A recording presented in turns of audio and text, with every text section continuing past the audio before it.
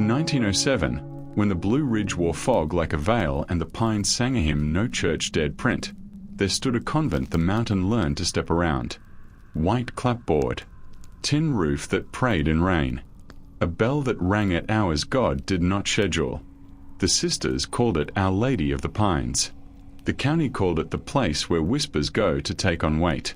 What I'm about to tell you isn't superstition. It's record, crooked, water-warped, written in pencil so it could be erased if the bishop ever came.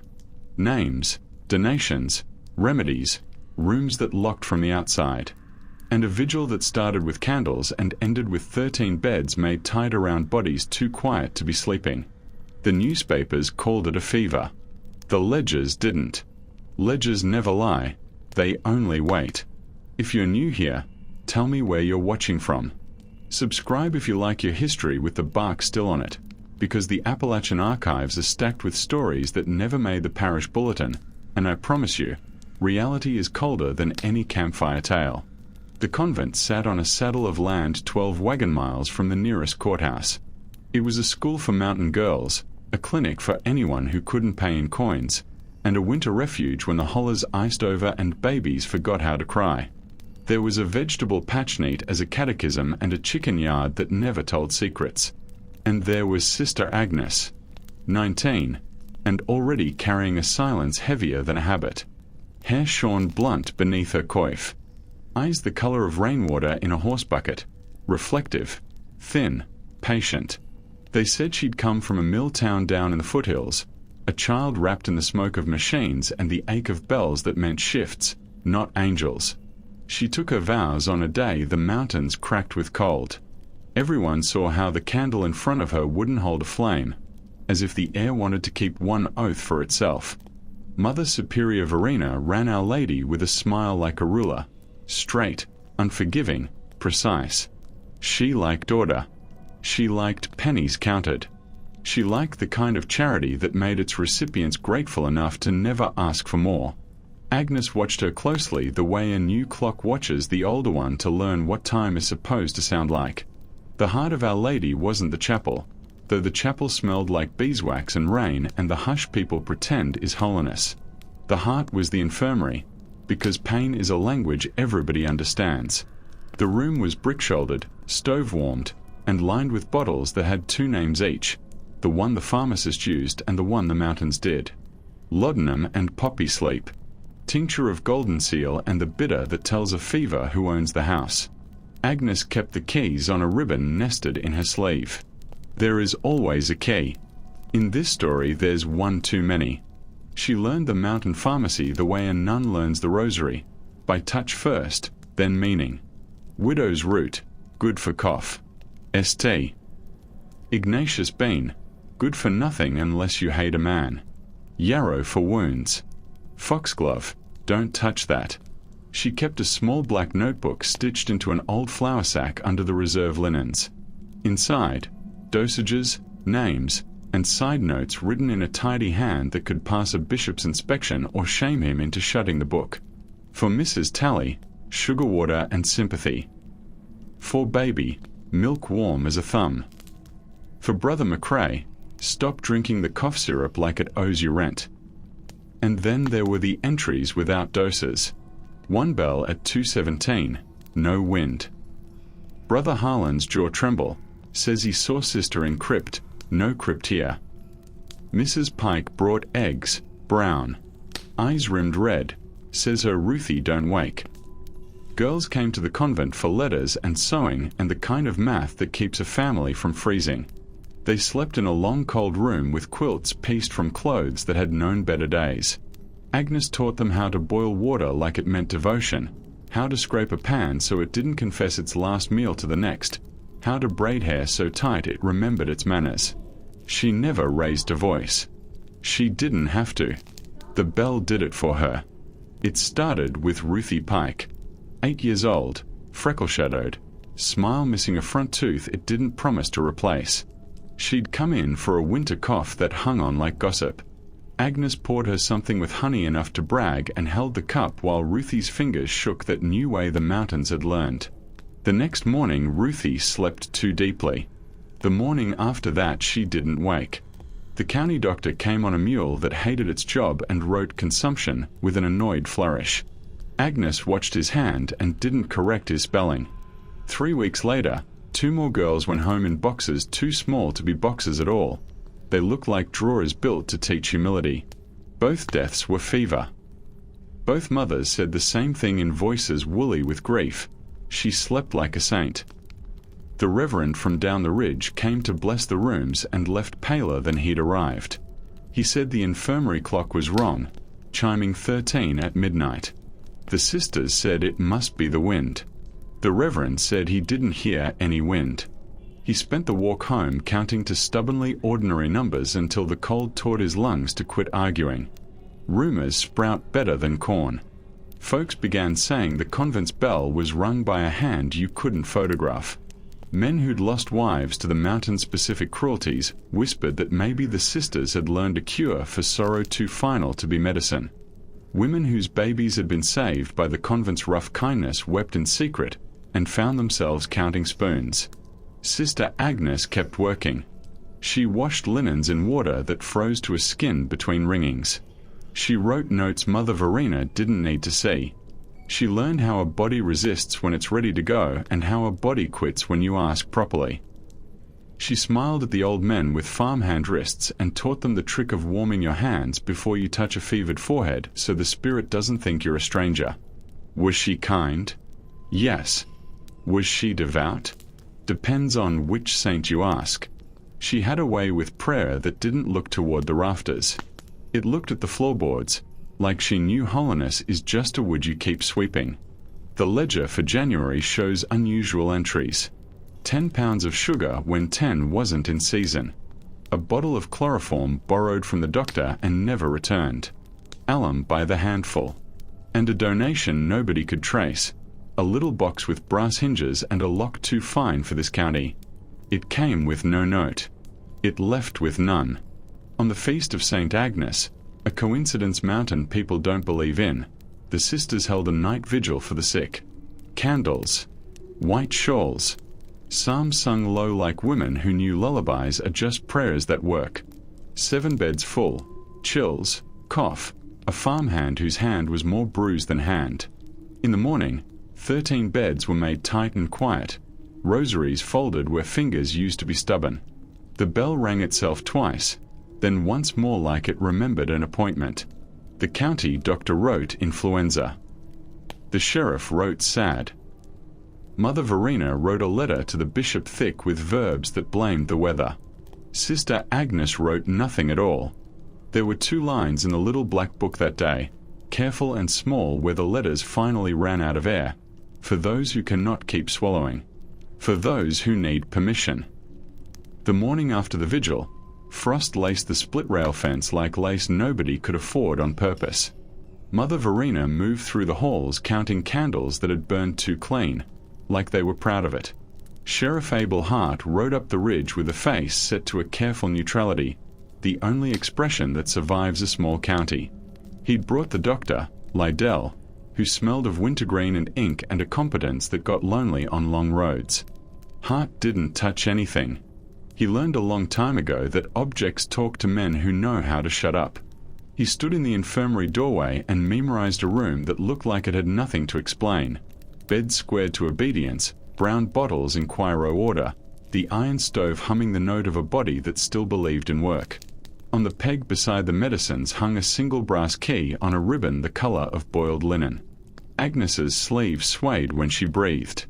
The ribbon moved. The sheriff said, not to Mother Verena, not to Agnes, just to the air where choices gather. We'll need your inventory. Mother Verena produced a ledger as neat as a baptized baby. Receipts for flour, for sugar, for lamp oil.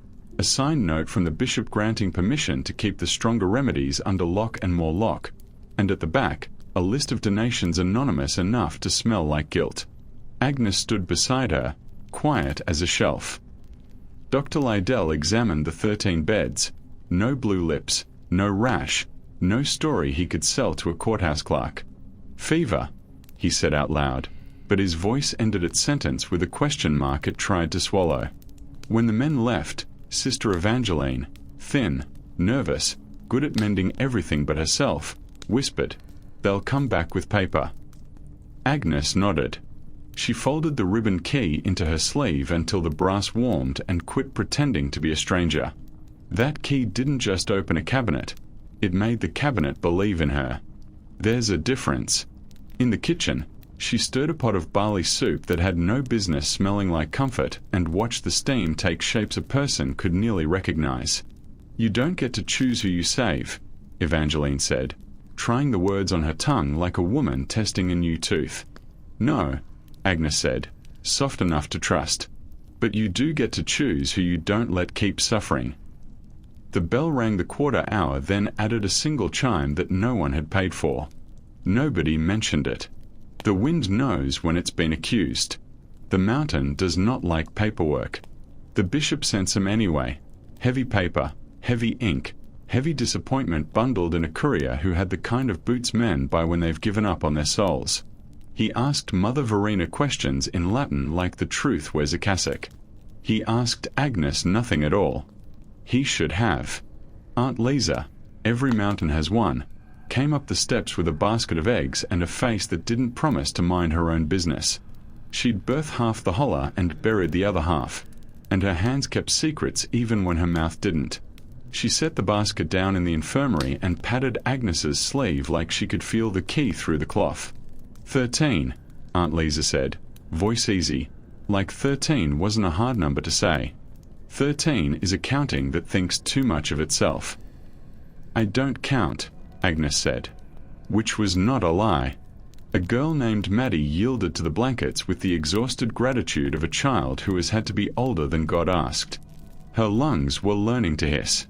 Agnes knelt, warming her hands before touching Maddie's brow. "What does it feel like?" she asked. Nobody had ever asked Maddie to name the shape of her pain. "Like I swallowed a night," Maddie said, "and it don't want out." Agnes nodded.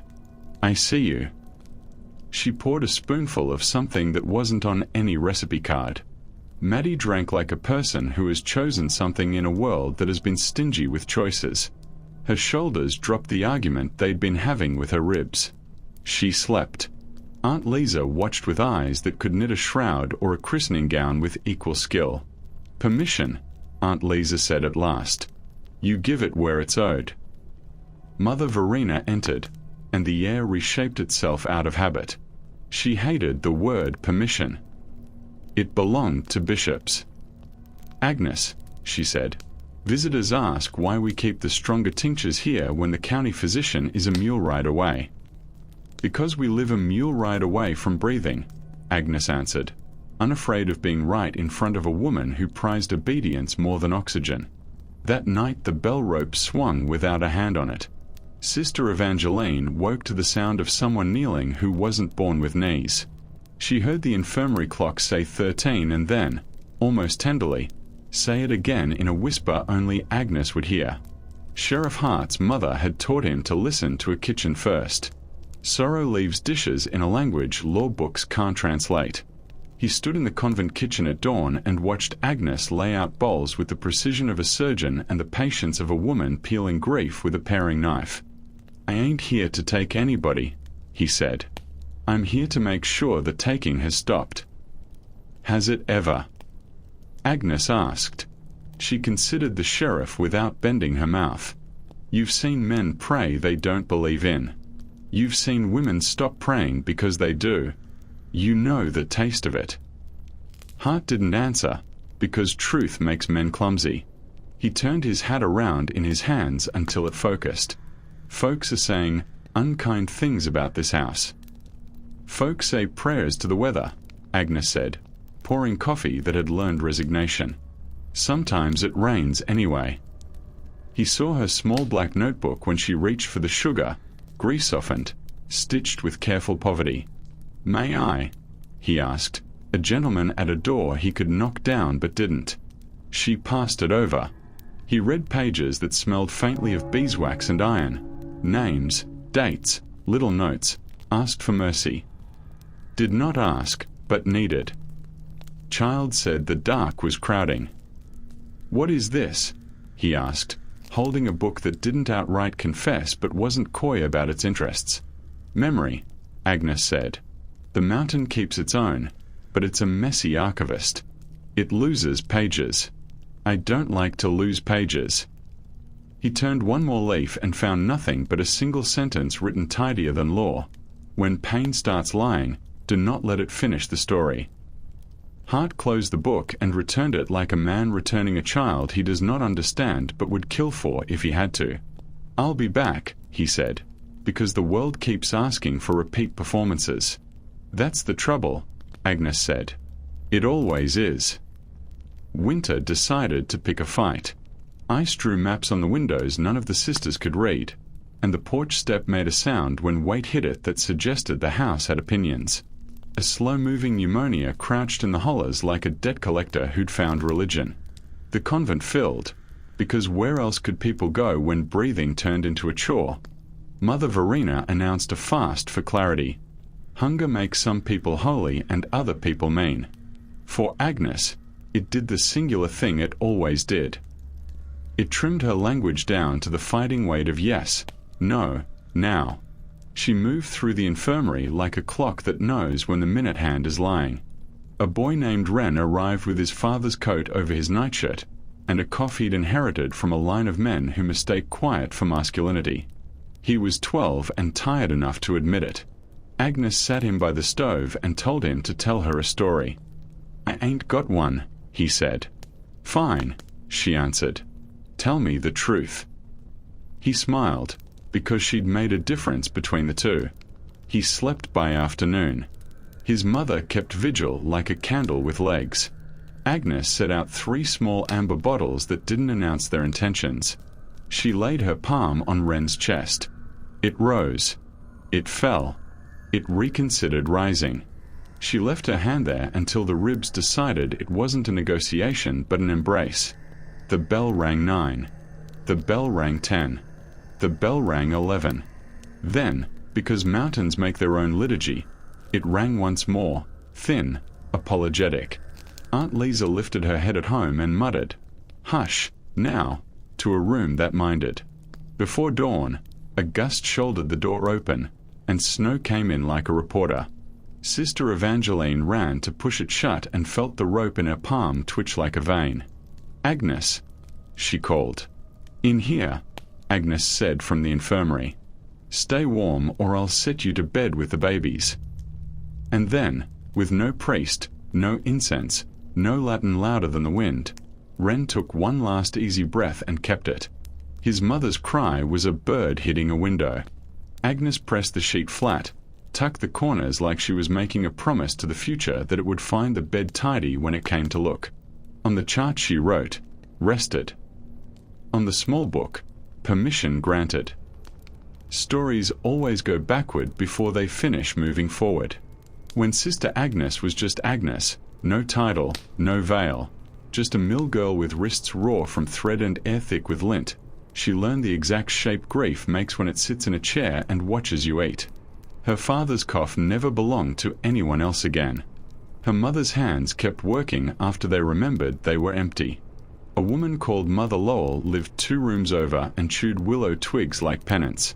She taught Agnes the difference between pain and fear and the sisterly way they pretend to be each other. "Every hurt talks," Mother Lowell said, tongue powdered with bark. "You listen long enough, you'll hear what it's lying about." Agnes listened. She learned the spells that aren't spells at all. Warm water that persuades, soothed palms that tell a body it isn't alone. She learned what laudanum looked like in a glass, and she learned to be stingier with it than the men who sold it. She learned when a baby wanted to stay and when it was only being polite. She learned that some men mistake power for a cure and that women sometimes mistake endurance for a sacrament. She came up the mountain to Our Lady at 17 after a winter that took everything not nailed down. Mother Verena took one look at the calm in that girl and saw a future that would steady a house. "God needs hands," Verena said. "So do people," Agnes answered. Verena liked her for it. Some affection is just admiration rearranged. The bishop came in person when the letters didn't do what letters promise. He climbed on a day the sky hung low and grey with the weight of decisions men like him get paid to make. He wore the kind of black that swallows light. He blessed the lintel with water that had no idea how to be holy this far from its river. He sat in the chapel, took off his gloves like a man preparing to touch a wound, and listened to Mother Verena's report. 13 dead in one night, more besides, an infirmary that had become a boundary line between pain and quiet. Then he asked to see the cabinets. Agnes brought the key. She held it without deference, because she had earned the medal's memory. She turned it once, twice. Brass met brass with the soft conversation of old friends. Bottles ranked up like obedient soldiers. Willow and foxglove, golden seal and valerian. Opium squeezed down into politeness by a paper label with a pharmacist's name printed larger than the ingredient. "You have kept account," the bishop said, surprised at being impressed. "We keep what we can," Agnes said. The bishop's eyes moved the way a man's eyes move when he is balancing two truths he'd rather not set on the floor. "And the 13?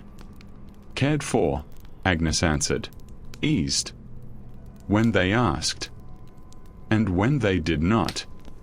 She met his gaze, and for a second they were the same age, because the world had been older than both of them and had not let either pretend otherwise.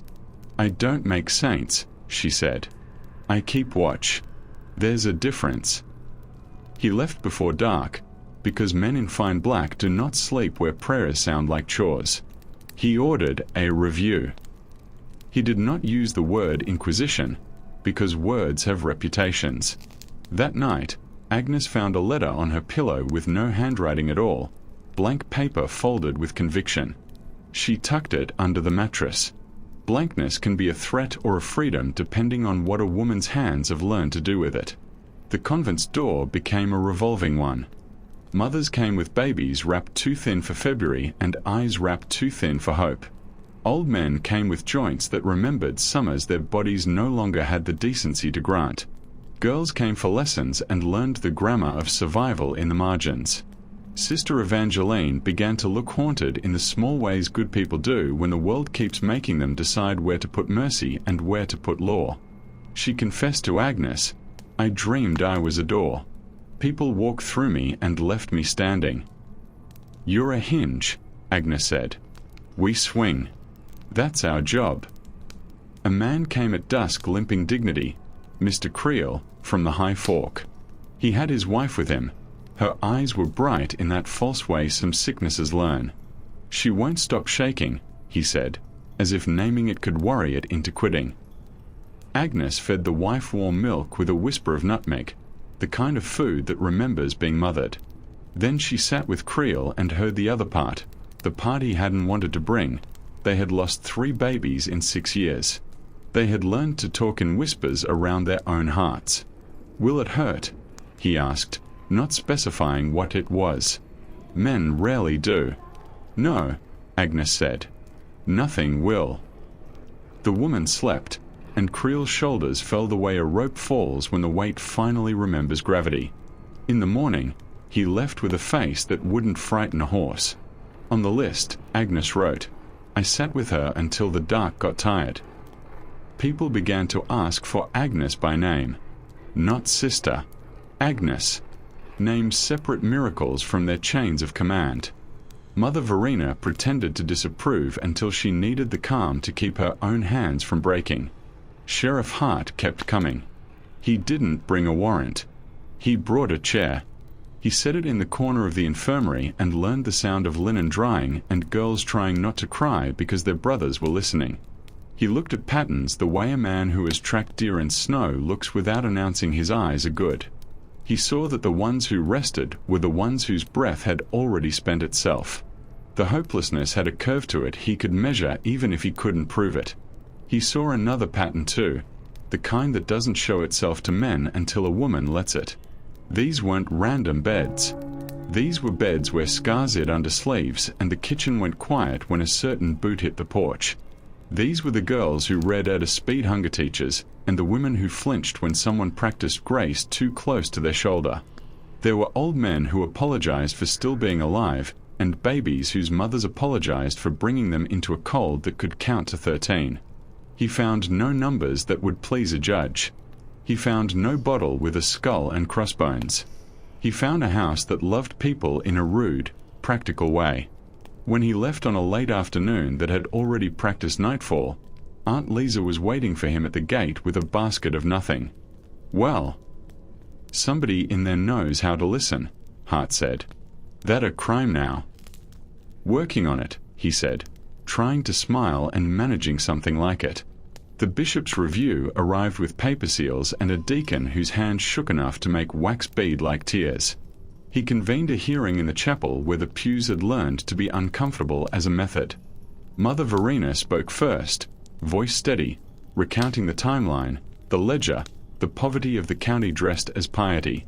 She did not tremble when she said 13. She skipped the part where her own face had gone grey that morning. She braided her mission like a woman who has braided hair for girls who needed something to do with their hands. They called Sister Evangeline next. She folded and unfolded her handkerchief until the cloth was a map of worry. Did Sister Agnes, the deacon began, and then did not finish, because some questions sound more like accusations when you live in rooms that have heard sobbing. Evangeline looked at Agnes. Agnes didn't nod.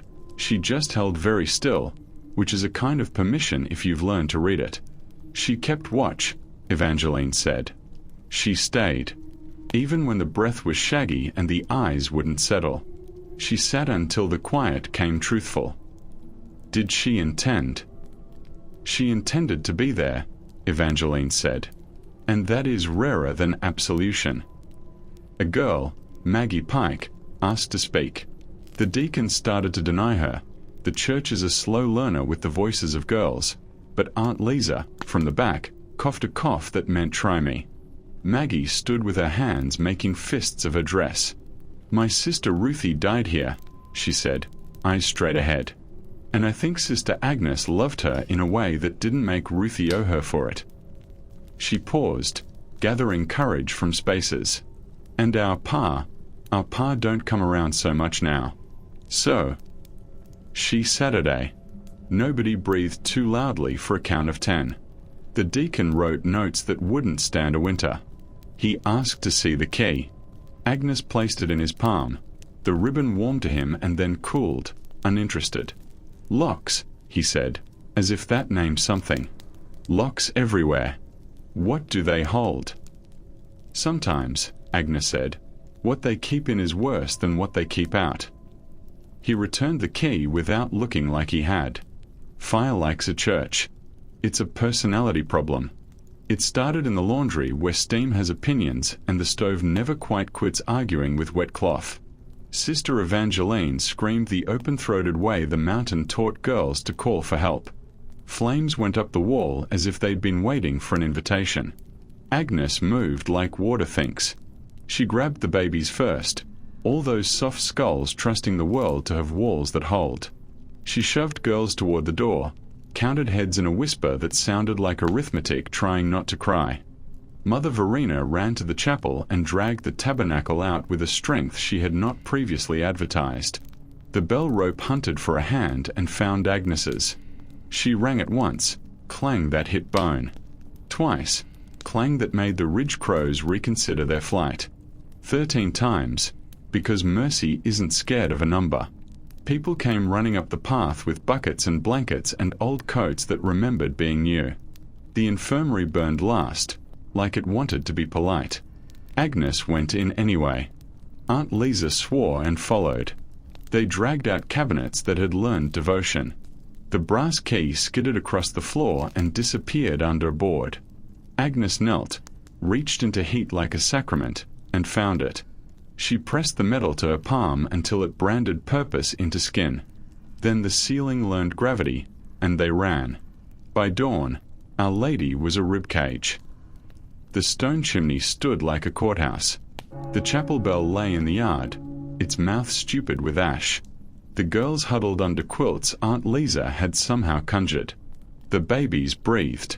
Sister Evangeline wept in a way that cleaned the floor with her dress. Agnes stood on the steps that used to be steps and looked at the outline of the infirmary beds, their ghosts drawn in soot. She tucked the key into her sleeve. It clinked like a coin that didn't intend to buy anything. When the county men came to ask where the fire started, nobody said judgment. Fires rarely begin where stories do. They dissolved the convent with a letter that used the word prudence unkindly.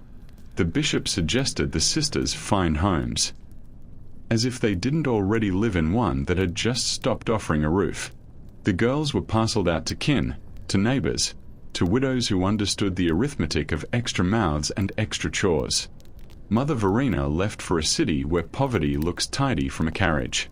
She kissed Agnes's forehead in farewell and said, "You made me both proud and afraid." It is possible for both to be compliments. Sheriff Hart took the small black notebook home in his coat like a man transporting a lantern through wind. He read at nights by a stove that popped like a critic. The entries didn't accuse. They didn't absolve.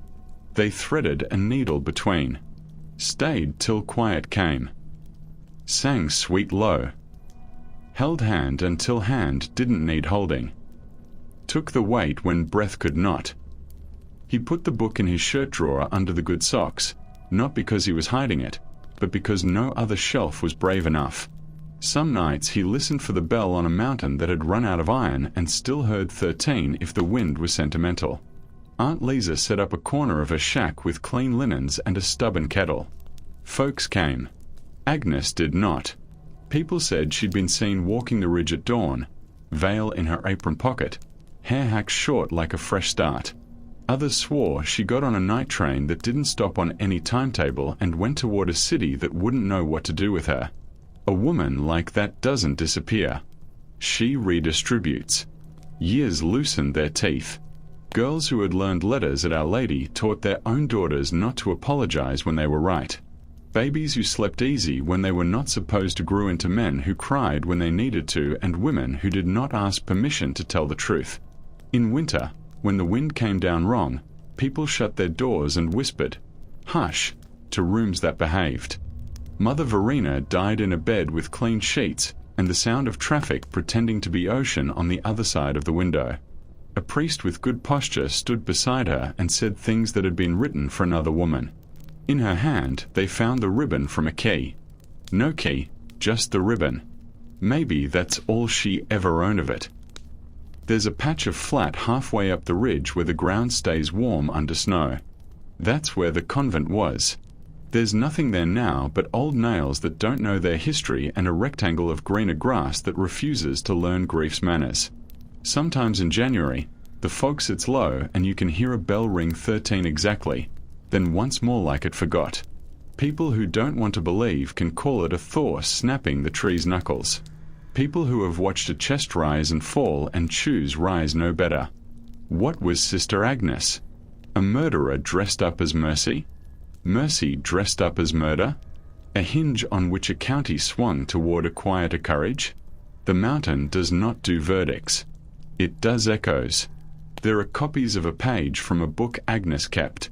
Nobody knows how they were made. The paper always feels a little damp, like the ink hasn't finished deciding whether it wants to be permanent. The page says, "I did not end lives. I ended endings.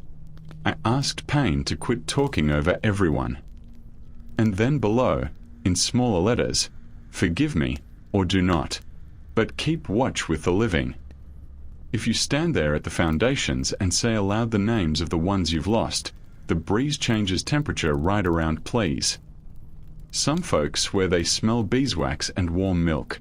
Some swear a hand that isn't there settles a blanket they aren't wearing. Aunt Liza's grandchildren leave a bowl of barley grits on St. Agnes Day. Something eats it. Might be a fox. Might be gratitude. Sheriff Hart got old without learning to stop asking the kind of questions that make the comfortable itchy. He left the black notebook to a girl he called niece though they weren't. She runs a school now. On the first page he wrote, "If the world ever tries to lock the wrong doors again, remember, the key keeps its own counsel. Listen. You want one last piece of the ledger?" On the final line, in handwriting a little rougher than habit, Agnes wrote, "For those who cannot keep swallowing the dark, you have permission to sleep." And then, like the bell, she added one more line, late and soft as a mother in a doorway. The living, wake up. Tell me where you're watching from. If this is your first time here, subscribe, because the next cases are waiting in thin folders and warmer grass and the kinds of rooms that learn to keep secrets. Leave a like if you want more long-form dives into the Macabre Corner's official histories prefer to forget. And answer me this in the comments. Was Sister Agnes a killer, a saint, or the only language that suffering could understand in 1907? Reality is colder than fiction. Don't miss the next story. We are just getting to the darkest rooms.